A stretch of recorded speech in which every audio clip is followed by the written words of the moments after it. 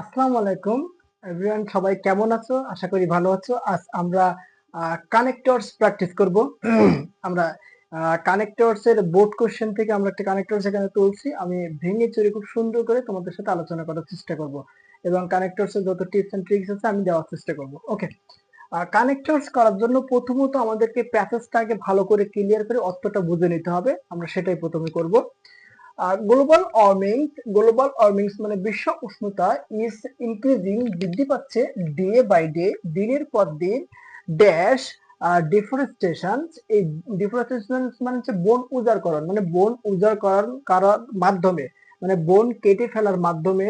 We cut down trees, আমরা গাছ কেটে ফেলছি নির্বিচারে। অপরদিকে নেভার থিঙ্ক অফ দ্য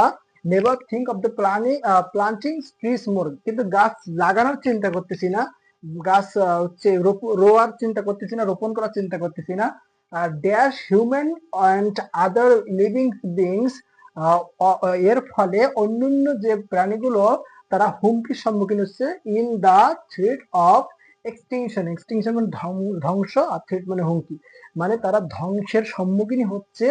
তারপর হচ্ছে টাইম ইজ কামিং, এমন একটা সময় আসবে।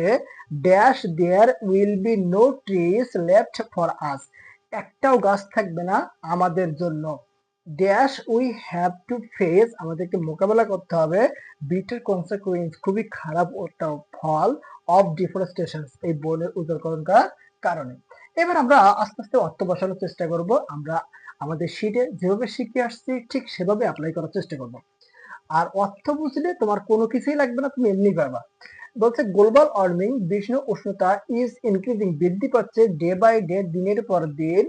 ড্যাশ ডিফরেস্টেশন, বন উজাড়করণ করার কারণে, বাবা গাছপালা কেটে ফেলার কারণে, মানে কারণ হচ্ছে ডিউ টু। আচ্ছা, আমি এখানে বিকজ লিখতে পারতাম, একটু বুঝিয়ে বলি।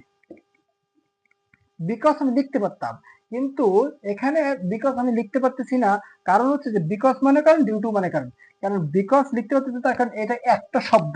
হ্যাঁ, একটা শব্দ যদি থাকে বা ফ্রেজ যদি থাকে, তখন তোমাকে হচ্ছে ডিউ টু লিখতে হবে অথবা বিকজ ওয়াপ লিখতে হবে। আর যদি ওইখানে পুরো একটা ক্লাস থাকতো, মানে আবার সাবজেক্ট ভার্ব অবজেক্ট থাকতো, তখন আমরা এখানে বিকজ অফ লিখতাম। যদি এমনটা থাকতো যে global warming is increasing day by day,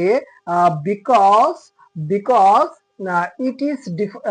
its causes for deforestation, এইটার কারণ হচ্ছে ডিফরেস্টেশন। এরকম যদি আরেকটা ক্লজ থাকতো, ইটস কজেস ফর ডিফরেস্টেশন, তখন আমরা কি করতাম, আমরা বিকজ লিখতাম। তাহলে এখানে কি শিখলাম, ক্লজ যদি থাকে তাহলে আমরা বিকজ লিখবো, আর যদি ফ্রেজ থাকে তাহলে ডিউ টু অথবা বিকজ অফ লিখবো। কেমন? ওকে, তাহলে ডিউ টু ডিফরেস্টেশনের কারণে উই কাট ডাউন ট্রিজ, আমরা গাছ কেটে ফেলছি, কিন্তু কখনো চিন্তা করতেছি না গাছ রোপণ করার কথা। কিন্তু অপর দিকে, তাহলে তুমি বাট লিখতে পারো, ওয়ান দ্য আদার হ্যান্ড লিখতে পারো, অন দ্য কন্ট্রারি লিখতে পারো, ইত্যাদি ইত্যাদি তুমি লিখতে পারো, সমস্যা না। অপর দিকে বললে আমাদের যে নিয়ম আছে সেই নিয়মটা ফলো করলেই চলবে। তারপর হচ্ছে ড্যাশ, এর ফলে, না এইগুলোর ফলে মানুষেরা বিপদে পড়তেছে। তাহলে ফলে, ফলে ইংরেজি হচ্ছে যে অ্যাজ এ রেজাল্ট। ফলে ইংরেজি কি, অ্যাজ এ রেজাল্ট বসাবা। অ্যাজ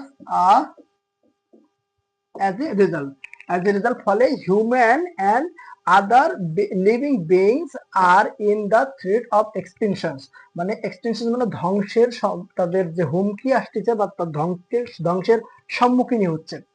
দিস টাইম, এমন একটা সময় আসবে যখন কোনো গাছ থাকবে না আমাদের জন্য, যখন কোনো গাছ থাকবে না। হোয়েন, যখন কোনো গাছ থাকবে না আমাদের জন্য এই পৃথিবীতে। তাই আমাদের উচিত, দেখো এখানে হ্যাভ টু আছে, আমি বলছিলাম যে হ্যাভ টু, মাস্ট, কেয়ার এরকম থাকলে এখানে তুমি সো অথবা দেয়ারফর ইউজ করবা। দ্যাটস ইট, কানেক্টর শেষ।